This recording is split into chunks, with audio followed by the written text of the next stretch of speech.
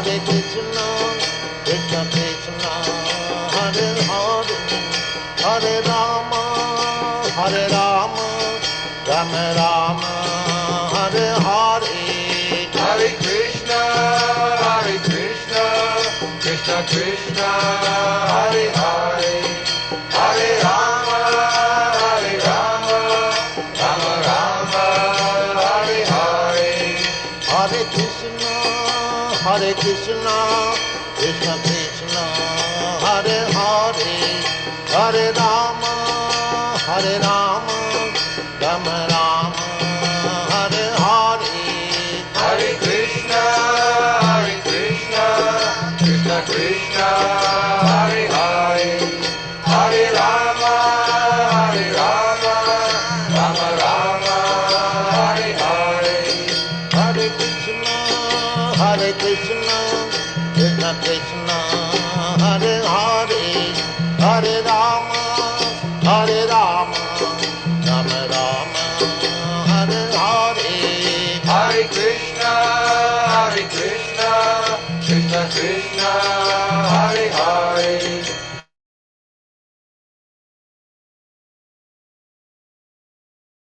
Hare Krishna, dear devotees, Dandavat Pranam, welcome to Nityam Bhagavad Sevaya. Today we are very fortunate to have the Vani Association of His Holiness Kadamba Kanana Swami Maharaj. He will be sharing Bhagavad Gita from 4th Canto, 25th chapter, 52nd verse. The chapter is titled The Characteristics under the descriptions of the characteristics of King Puranjana. So we will hear from Maharaj.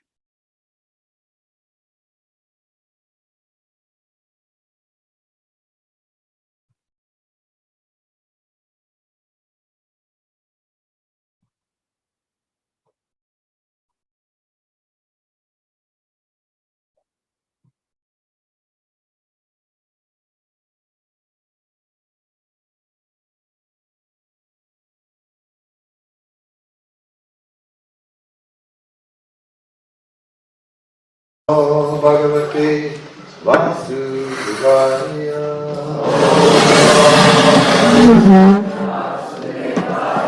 Om Namo Bhagavate Vasudevaya. Om Namo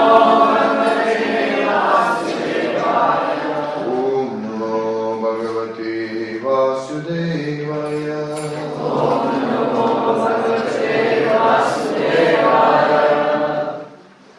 Continuing to read from Srimad Bhagavatam, 4th Canto, chapter 25, the characteristics of King Puranjana, text 52. Asurinama pasyatva Sayayati Puranjana Gramakam nama visayam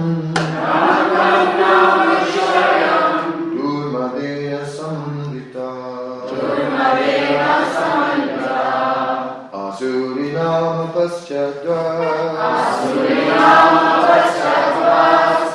Gramakam nama visayam. Oh, sorry, my mistake. Asurinama pasyatva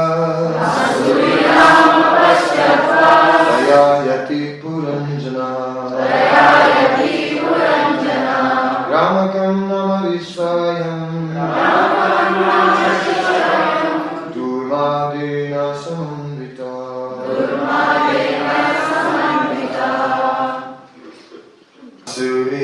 Asuri, of the name Asuri. Nama, called.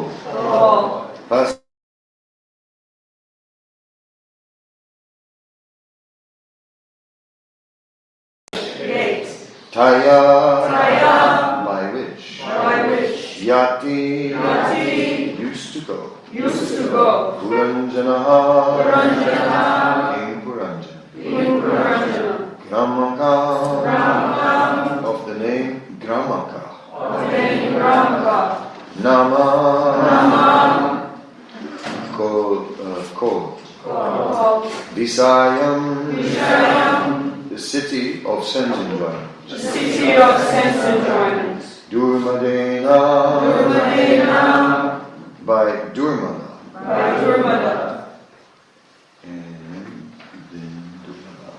Samanvitaha, accompanied. I just want to look up 1 second. This grammar.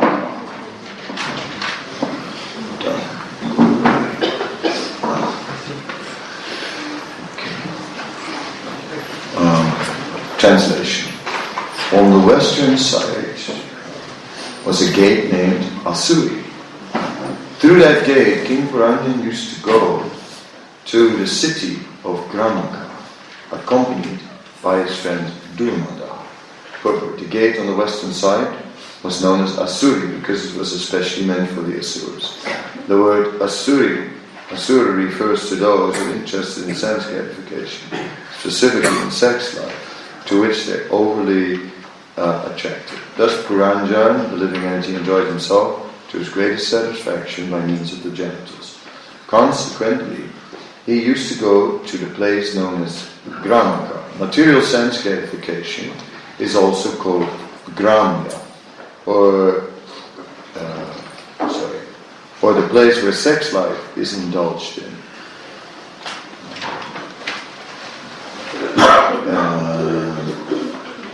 To a great extent is called Gramaka.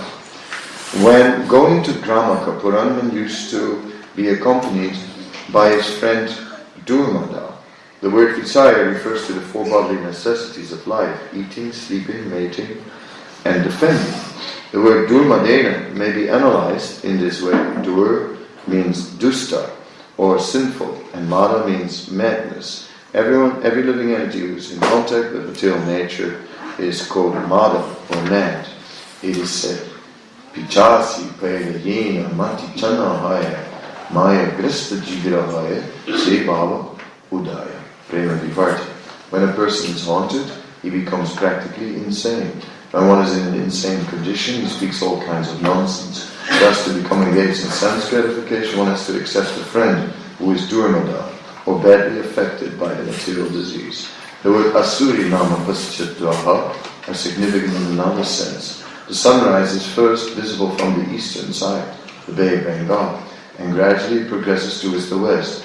It is practically experienced that people in the west are more addicted to sense gratification. Sri Chaitanya Mahaprabhu is certified Paschimera Loka Savamuda Anachara. Chaitanya Charitamrita 1089. The more one goes to the western side, the more you'll find people disinterested in spiritual life. You will find them behaving against the Vedic standards. Because of this, people living in the West are more addicted to sense gratification. In this Bhagavata, it is confirmed, Asuri Nama Paschitva. In other words, the population on the western side is interested in an Asuric civilization. That is a materialistic way of life. Lord Chaitanya consequently wanted this Krishna conscious movement to be preached on the western side of the world, so that people addicted to sense gratification might be benedicted by his teachings. Om Ajnana Timirandasya Gnana Salakya Shakshi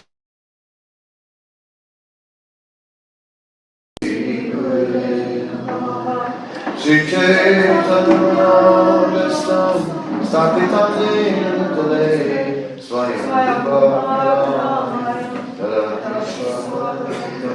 Hare Krishna, Krishna Krishna, Hare Hare, Hare Rama, Rama Rama, Hare Hare. Hare Krishna, Krishna Krishna, Hare Hare, Hare Rama, Rama Rama, Hare Hare. So here we are in the story that Narada Muni told to King Pacharavari. And in that story, he is speaking about Puranjan, who lives in a city of 9 gates. Now, the body is a city of 9 gates. And it is described how Puranjan resided within that city and how he's trying to enjoy the senses. These senses are described as various gates. holes in the body are the 9 gates. And through these 9 gates, we are interacting with the material world. So that comes out. We're seeing how the living entity in the body then is able to interact with the material energy all through these 9 gates. Then it said that, so Maharaj Puranjan, the king, would go to the gates, to different gates. In the last few days, the ears were discussed, and it was said that the left ear is meant for hearing higher sound vibration, the right ear for hearing lower sound vibration. And we saw that as the king went out to that gate, that he was accompanied by his friend Sutadhar. So Sutadhar basically means to contain what has been heard, to remember, in other words, what has been heard. So Sutadhar is there. So if we hear rubbish, then we'll remember rubbish. And if we hear positive sound vibration, we'll remember positive sound vibration. We could also discuss politics here this morning instead of Bhagavatam. We could just have a good time discussing some politics. We could either focus on international politics and talk about Trump, or we could discuss Indian politics and Modi and everything, BJP, the real agenda of the BJP. The real agenda, which it's not what you think it is. Really inside story. So like this, or we could go Australian politics, and in this way we could spend the rest of the day. Some might get very interested, and we would remember it also. But what would it lead to? Nothing. Nothing. Because that's just based on material ambition. And it's that material ambition is like you throw a stone in the water and it makes rings. And these rings spread wider and wider until they disappear. So material ambition is like that, like rings spreading until they disappear into nothing. That's actually a metaphor from Shakespeare, who dealt with ambition. Anyway, today we are discussing a gate on the western side, particularly involved with for sexual activity. That gate. So that gate is known as Asuri. So it's already a name that hints of the problems that can arise with sexuality. That it can take us away from the Supreme Personality of Godhead. It is said when one goes to that gate, one is accompanied by Durmada. And Durmada, Srila Prabhupada explains it, Mada being mad, Mada. It is also in the Sanskrit dictionary further defined as drunken, being intoxicated. So it also has an intoxicating side. Intoxication makes one forget somehow or other. It's just like and forget where we are, forget what we're doing. It's like, so that's a problem with intoxication, that it takes us away from actual situation that we're in.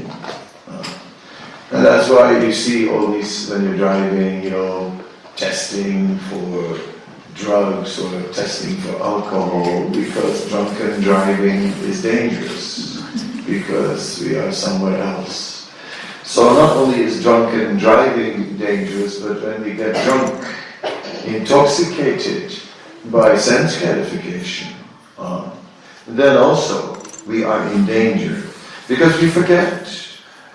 We are enjoying, embracing, we are enjoying kissing so much that we forget everything. We forget just simply time. We forget actually what am I doing with my life? What's happening here? And it's like, this is the real thing. This is real life, not real life. It's a part of life. But not that now this is real life. That's an intoxicated state, a drunk state. Really, this is real life. This is it. No, it's part of life, but it's not all it is. Everything is there. Happiness, distress, health, disease, old age, death, it's all there. It is all part of life. And we were enjoying so much, and now suddenly we have a funeral. Oh my God, how did this happen? Oh, what a disaster. No, that's part of the script. It's already there. We're not surprised. How could this suddenly happen? It didn't happen suddenly. It was expected all along because it was part of the basic arrangement. Therefore, in a sober state of mind, not in an intoxicated state of mind, in a sober state of mind, we are aware of all these aspects and that this is part of reality. And we are prepared. It is just like anything, if you are prepared, it really goes a lot easier. It's like if you have to cook the Sunday feast, it's good to have a menu before, and it's good to do the shopping before. Not that you make the menu while you're cooking and then send people to quickly buy things that are not available. That is chaos.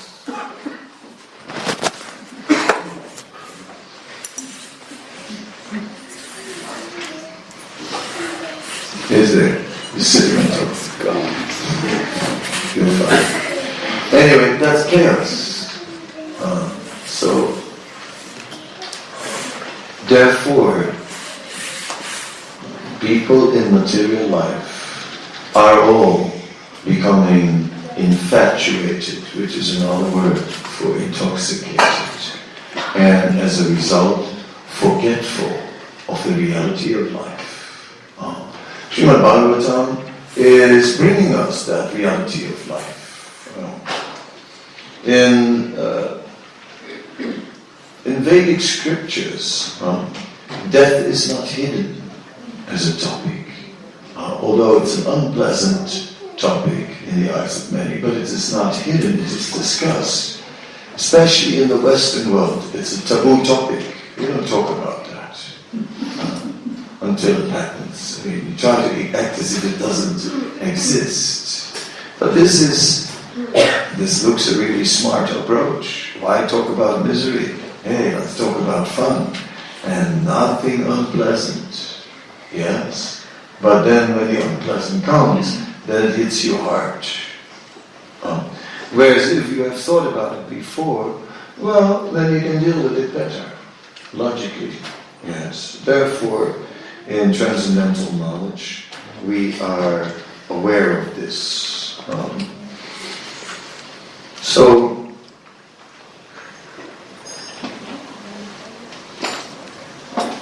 therefore, everything has a place. Everything has a place.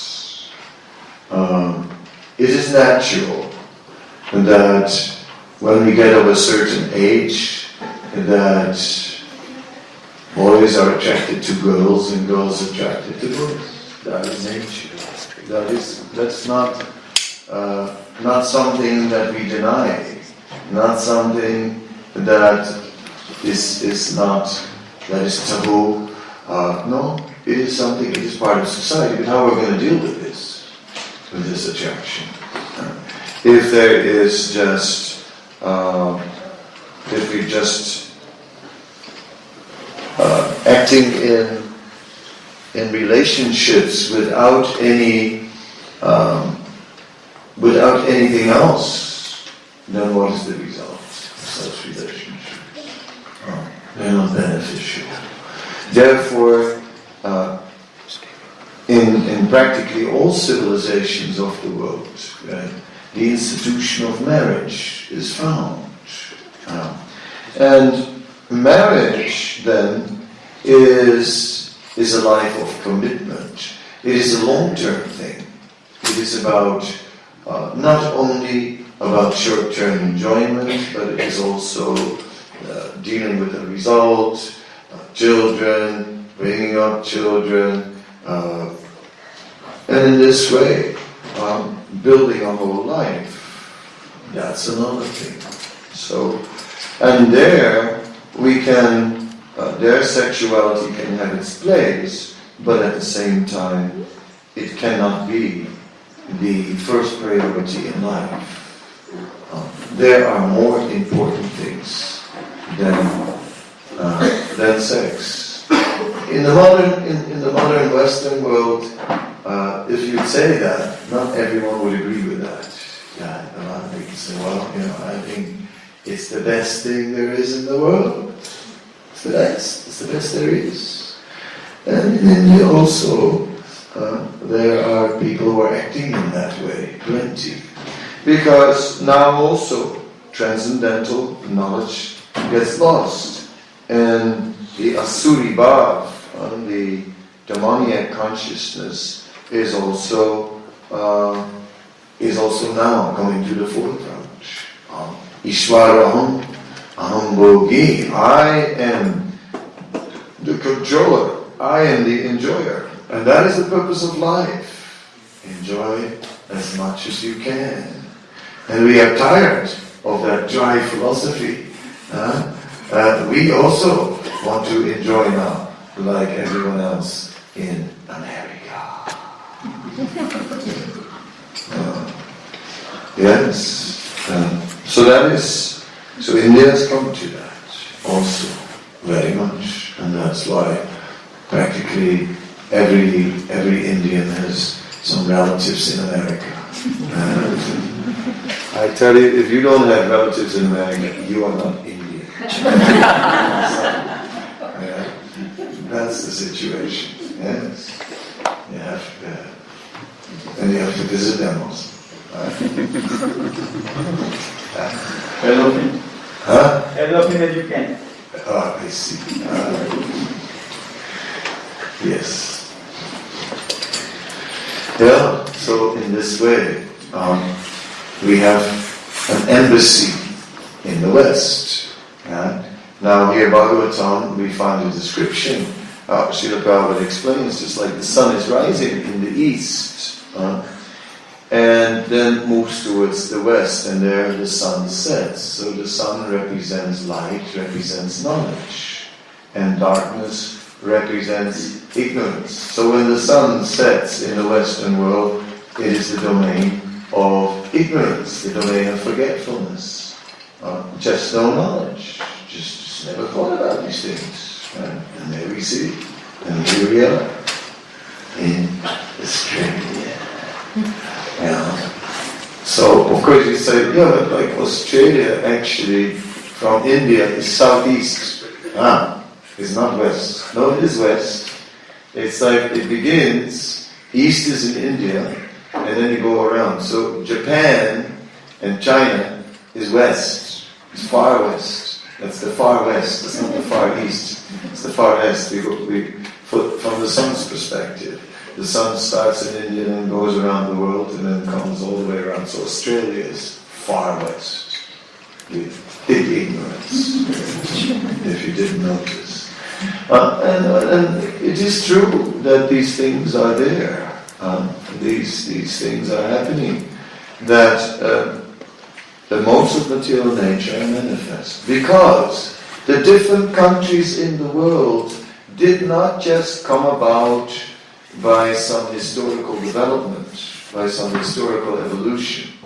Once upon a time there were people, they settled in the Gangetic plain, and there they developed a culture, And some say the Aryans came in from somewhere else and they mixed with the Dravidians, and others say, no, this is rubbish, and because now we have archaeological evidence to prove that actually Indian culture is much older.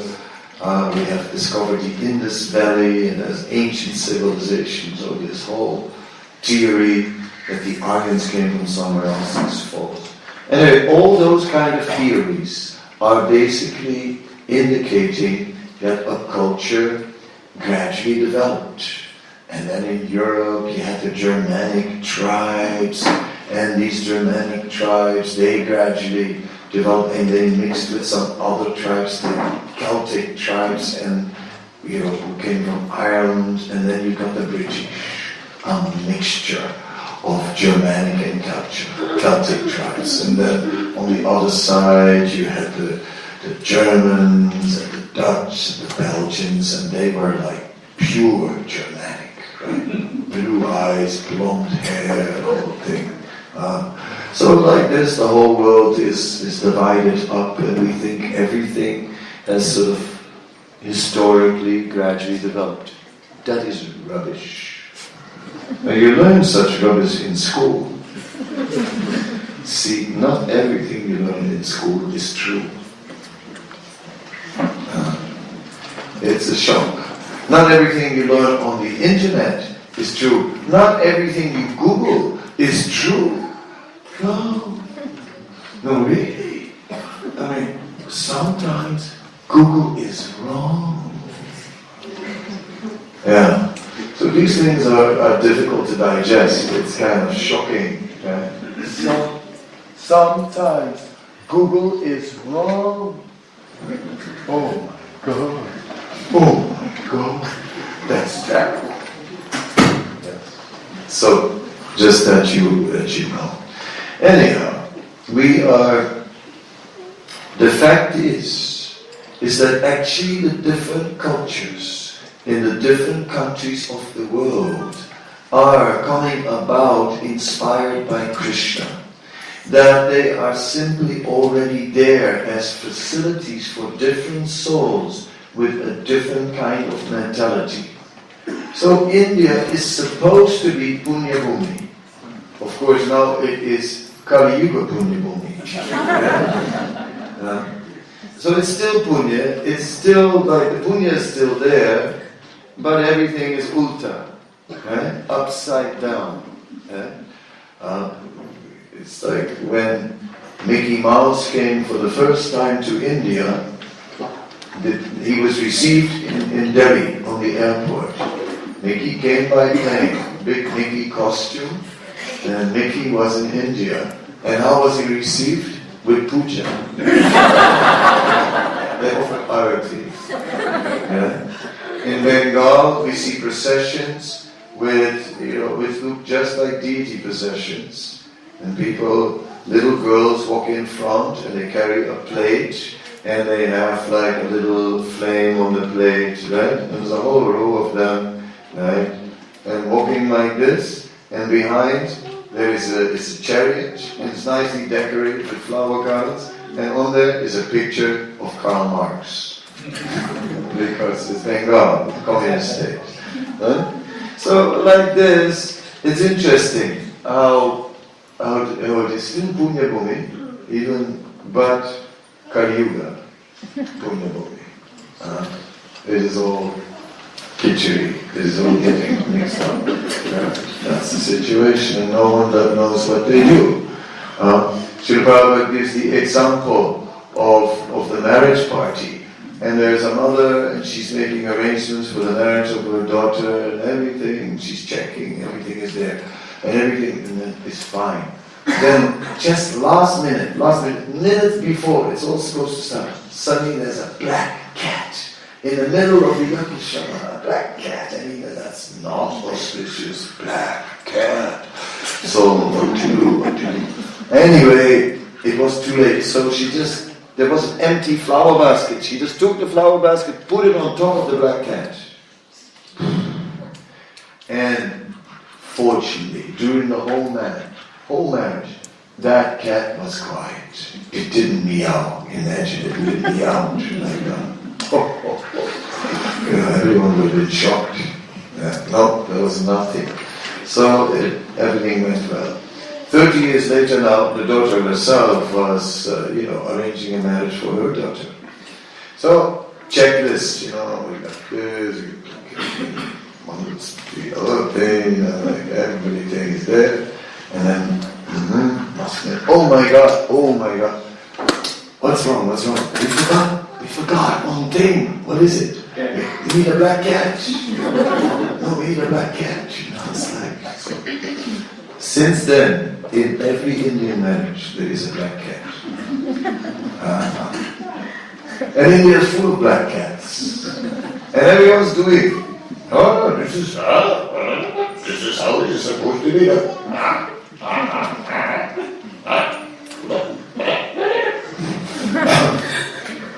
Like that. But nobody knows why. And when the children ask why, that you cannot ask. That's offensive. You cannot ask. And so, Kali Chora in Punya Bhumi. In this way, Kali Yuga is effectively influencing Kali Yuga, influencing Punya Bhumi. And Srila Bhagavata said, when the British came to India and they started industrialization and they started the railway lines, and it said the first thing that happened is that all the intellectual class, they worked for the British and they became well paid in the British system, government. It said, and the villages emptied out, and all the quality people, the higher caste people, they all moved out, and they all started working for the British. He said, and the more lower caste people remained in the villages, and the standard of life went down, like that. So, showing the degradation of how it happened. But India is meant to be a place for pious souls. Therefore, dry grass, easy to catch fire.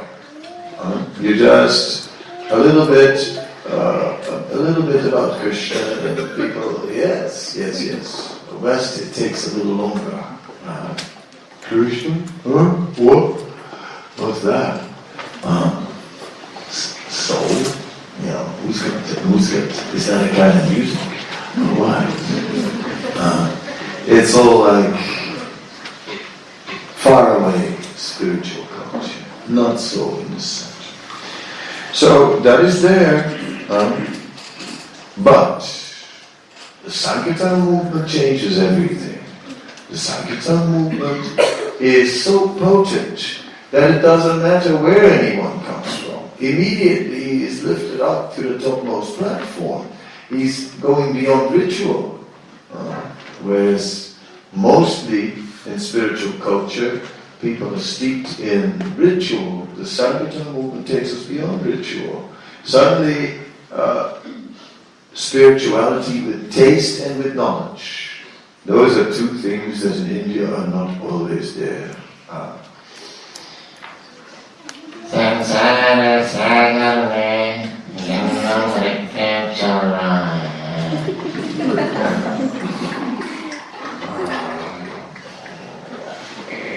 Very dry,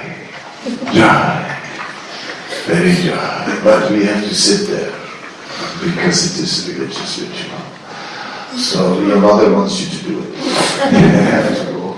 You're obliged. So you sit there and listen to this lecture. It's just like no juice. But this Vaishnav teachings from Chaitanya Mahaprabhu, full of juice. Because if you hear the Upanishads, that's a little dry. Everything in this world, actually all this self-gratification is simply illusion. The illusory energy is making us believe that actually sense enjoyment is the purpose of life. But if you really are observing the matter through start to transcendental knowledge, then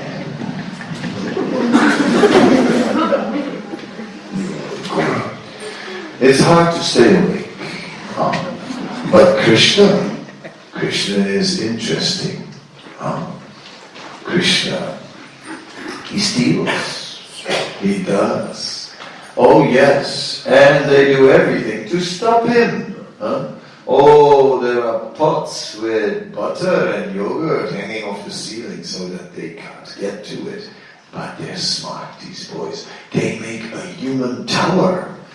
And Krishna said, but this time we got him because we hung bells on the pots. And Krishna is standing on top of the human tower and says, oh bells, please don't ring.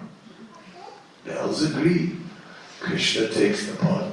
The bells cooperate. They don't ring. Then Krishna breaks the pot and distributes it to his friends. And as they start eating, the bells start ringing like anything. And Krishna is saying, bells, what are you doing?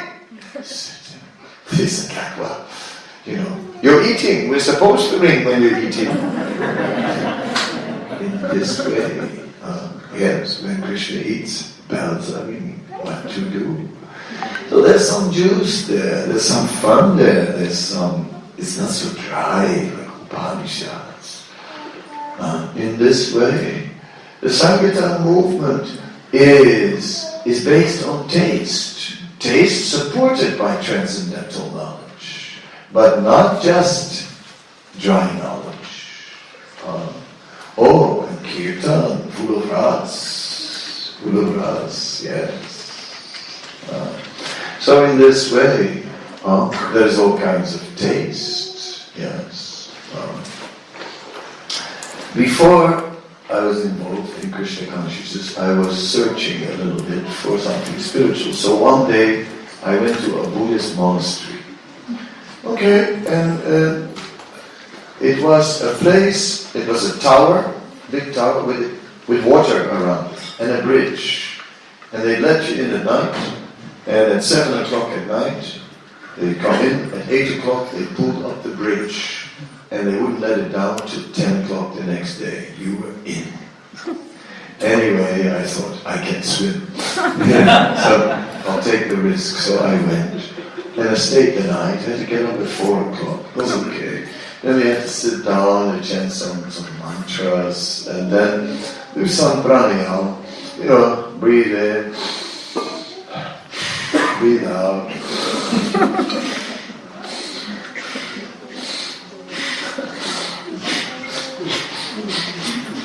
Okay, I could do that.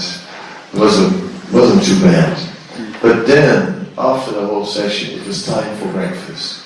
And at breakfast, they served a piece of bread this big with some salty soy paste, something like, what do you call this Australian stuff?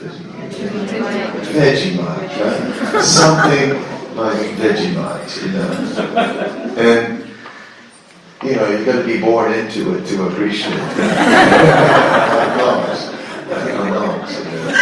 So, they served that for breakfast. So I was looking at the breakfast.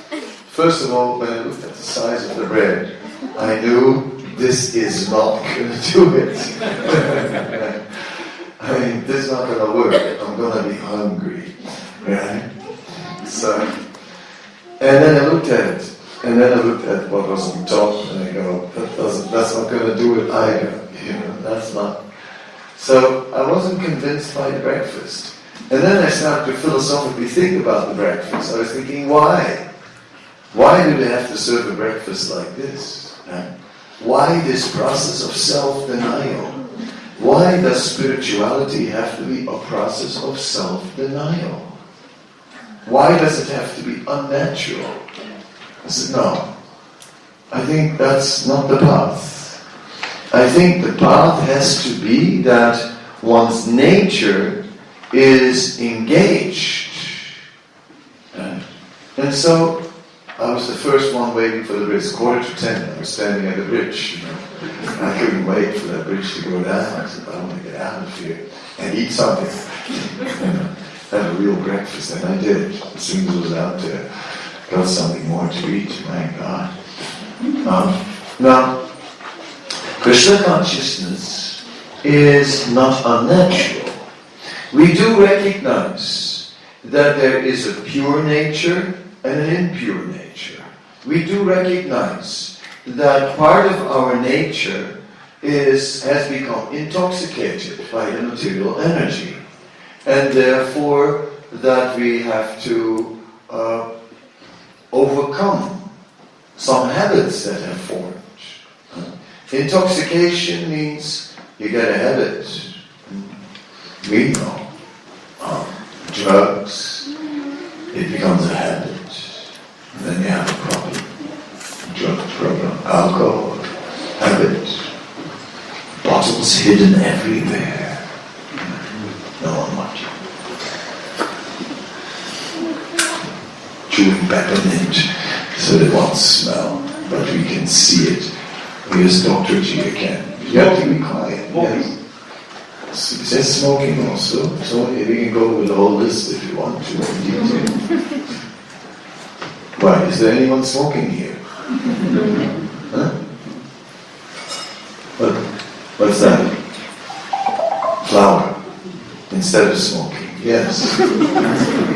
And now the new thing is this vaping stuff, right? No more smoking, vaping.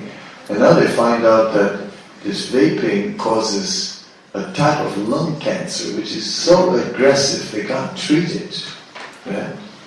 Yeah. Interesting. Interesting. It was the new thing, not so bad. Suddenly all these people start vaping everywhere. And now that is a problem. More vicious than what was there before. So anyway, this is all due to intoxication, bad habits. So we have to break them when we come to Krishna consciousness.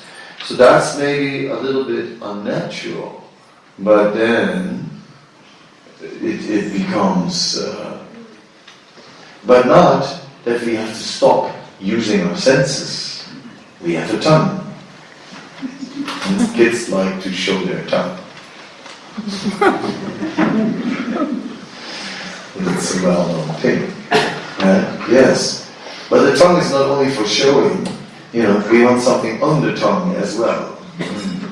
Something tasty, not a dry piece of bread with Vegemite. Sorry. Unless, I guess when Aussie accept Vegemite's okay. Is it vegetarian? Yes, vegetable. Vegemite's vegetarian. Okay. Good on you. I don't know. Right. I never tried it. I don't really like it. And the way it looks doesn't look nice. Doesn't look like something I would want to eat. Anyway, it also has to look nice. It doesn't just. You have that fruit, what's it called? Do something. Durian, which you have to get past your nose, right? And they say it tastes really, really good, but it stinks like hell. Because they have to get it past your nose. This is all in the mode of ignorance, right? This is obviously undesirable, but it's sort of exciting, It stinks so much, and then it tastes so good. You have to taste it. What did you taste? Stinky fruit. I never tasted it, forget it. It's the mode of ignorance. So we have to overcome the lower modes. That's there. But then it's full of taste, full of experience, positive experience. That is Krishna consciousness. Therefore, it is the ripened fruit of Vedic knowledge, this bhakti. Therefore, it is the topmost. The other day we were discussing Astanga Yoga. And in Astanga Yoga, we are performing various disciplines, including asana, pranayama, dhyana, and so on. And we are performing these with the purpose of controlling the mind and senses. So, once that's done, what do you do next? What do you do next? Then you use the senses, the mind and senses, in the best possible way. That's where bhakti comes in. Because then you do things with devotion. When you do something with devotion, then you give it your very best. So we can see that bhakti is naturally the crown of yoga. That is naturally what you do after you've completed your Astanga yoga. Then you naturally come to bhakti. You naturally start doing things with devotion. You do the best you can. And then devotion for who? It's like in Sydney, near the temple, there's this park and there's this memorial. And on the memorial it says, the greatest thing a man can do is give his life for his country. And I go like, well, I don't know. I mean, if the war starts, I probably go somewhere else and come back when it's over. Sorry, that's probably what I will do. If I can, if I can, I'll get out. I'm not going to join the army, join the navy, join the sea. Forget it. Not me. I'm getting out of there quick before hell breaks loose. So, because that doesn't look like the greatest thing to me, to sacrifice my life for my country. To me, the greatest thing looks to give my life to Krishna. So that's it. So devotion to what? That is the next question. Devotion to Krishna. And that is bhakti. Bhakti is not devotion. It's devotion to Krishna. Devotion of service to Krishna. That is bhakti. But that is the natural a natural evolution when you go through yoga, is that you come to bhakti. It makes sense. So that is why we've come here, through a natural evolution. So in this way, this place, being part of the Sankirtan movement of Chaitanya Mahaprabhu and being dedicated to bhakti, is therefore better than Punya Bhumi. It is better than Punya Bhumi. Because this is transcendental Bhumi, this is Adhyatmic Bhumi, this is Vrindavan. This is Vrindavan. As simple as that. Vrindavan is here. Wherever the deities are, there's Vrindavan. Wherever the Lord is being worshipped, Naham Tistami Vaikunte, I'm not residing in Vaikuntha, the Lord said. I'm residing there. Mat Gayanti Mat Bhakta, where my devotees are chanting my glories. That's where I reside. That's here. That's here. So it's here. Vrindavan. Did you know that? This is part of Vrindavan. Acha. Jarur.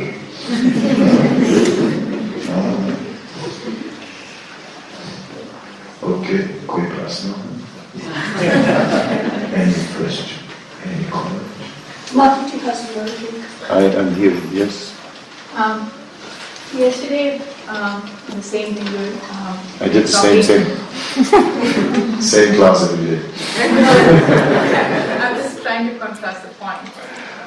Like you're describing how when you were there, Buljan Prabhu had taken you to Govardhan Hill and said, I've seen Sham. And you're emphasizing that going to the holy town is important.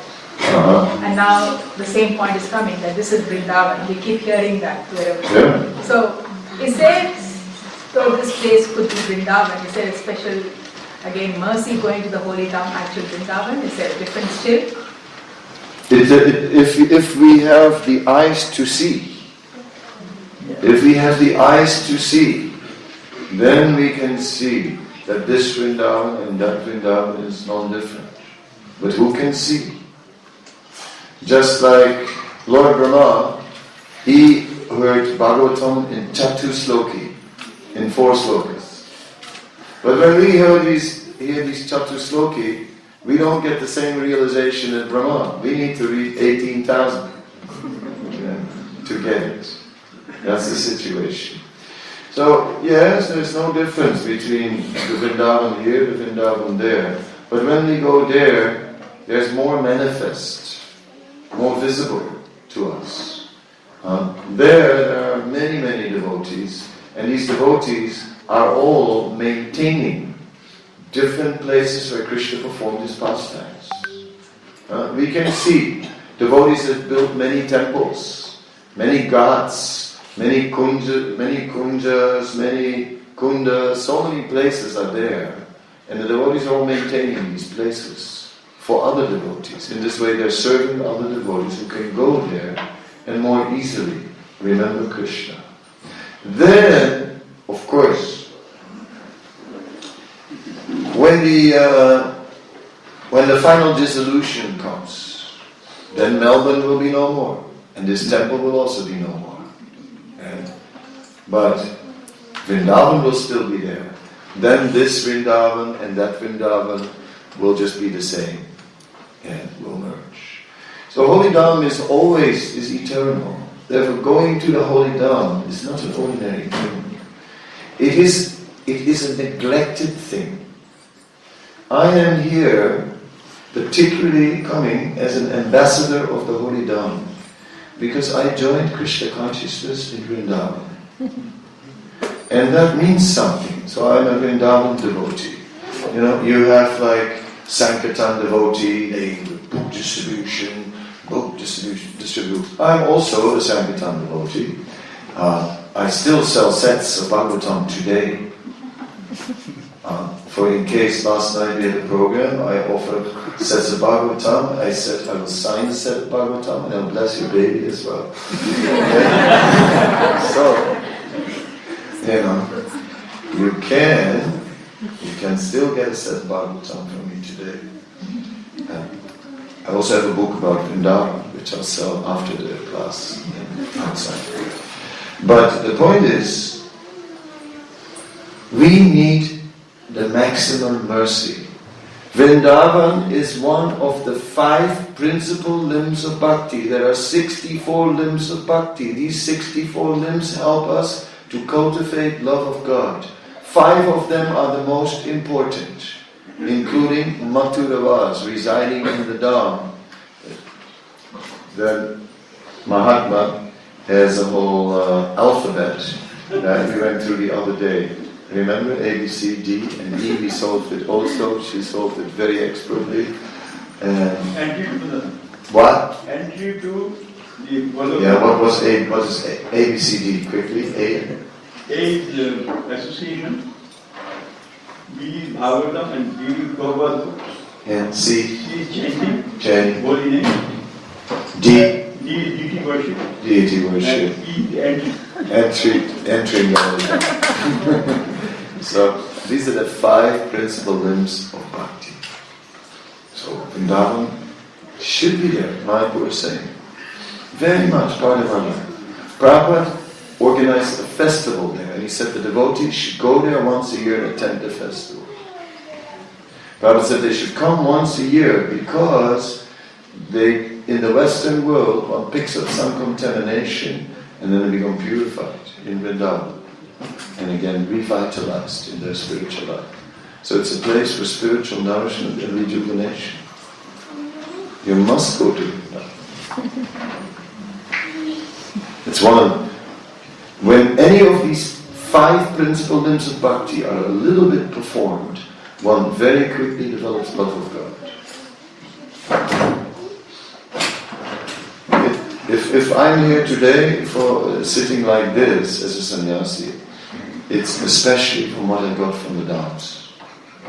Somehow or another. Everyone has a story to tell. Well, my story is, it's through the Dham that I became like this. If you would have seen me before the Dham, we don't talk about that.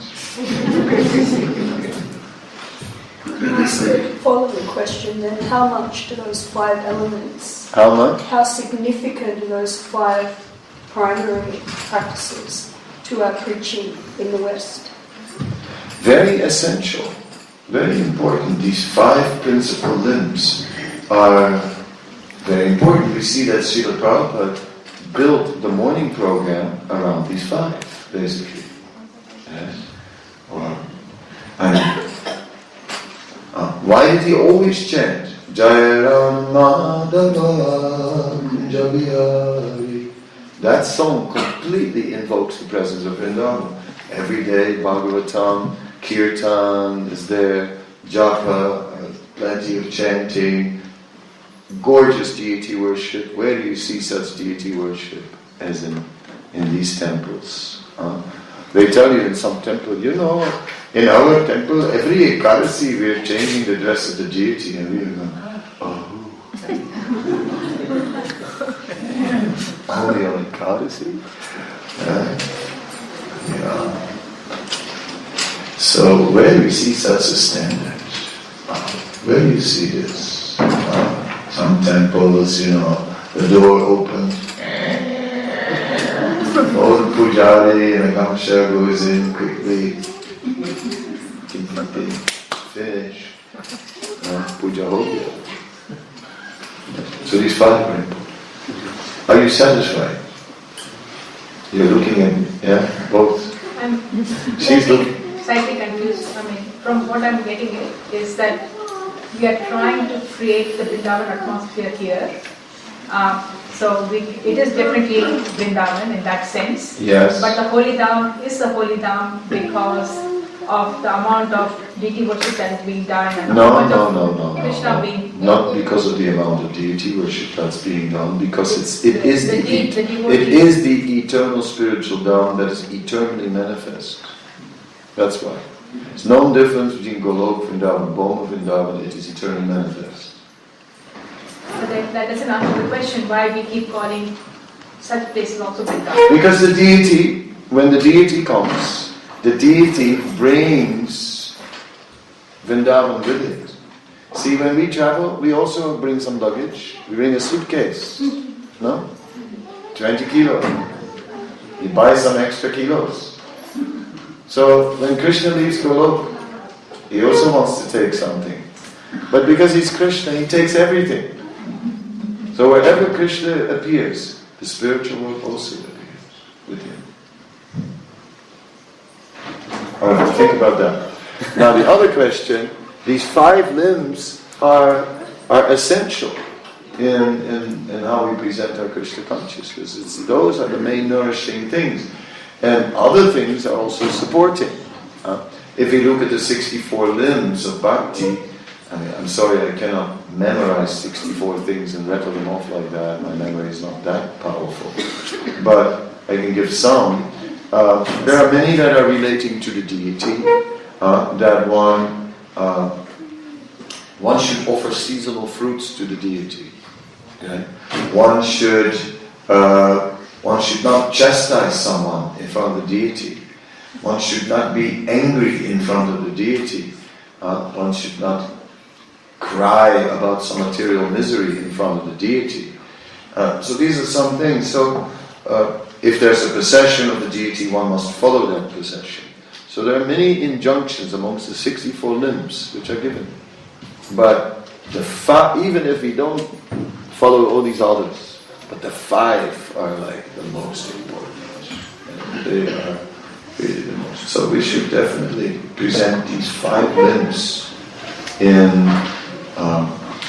to the public when we present Krishna consciousness. And then the more finer details also, but that follows. So the 5 are in the front. They're the priority. And the other limbs, they follow. We were talking about the 5 limbs the other day. And I also belong to Vidvasi. So that's why I am a Western. So you are a Vidvasi. And I was born in Vidvasi. So I want to follow your instruction. exactly. Now, we talk of 5 P. 6 is F. F means Prasadana. Everybody doesn't know. He does the whole alphabet. The The alphabet is too long, man. You have to get to the point. I won't talk about F. Don't do the whole alphabet. That's a separate lecture. While you were doing lecture, I was thinking of the words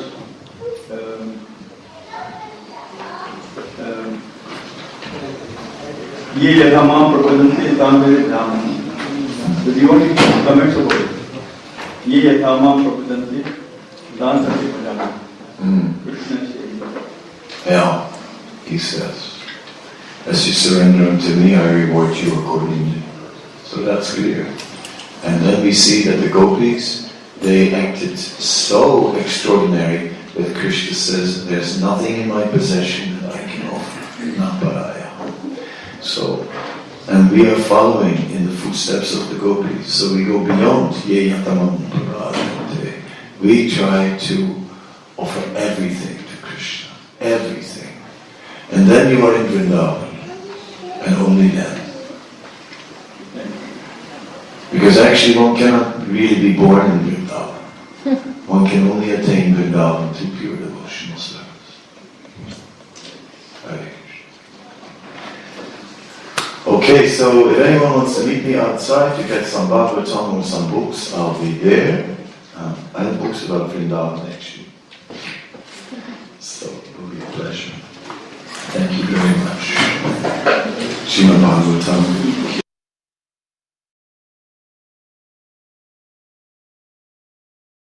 Hare Krishna, we are very grateful for Maharaj for wonderfully explaining this verse.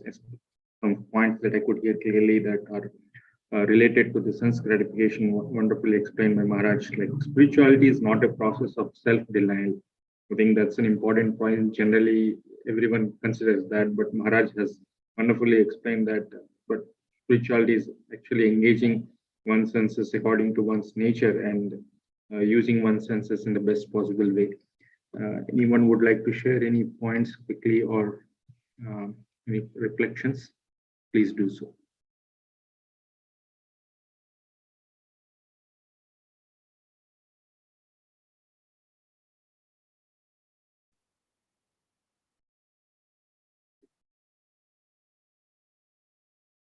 Okay, so we'll conclude here. We'll meet again tomorrow with another speaker.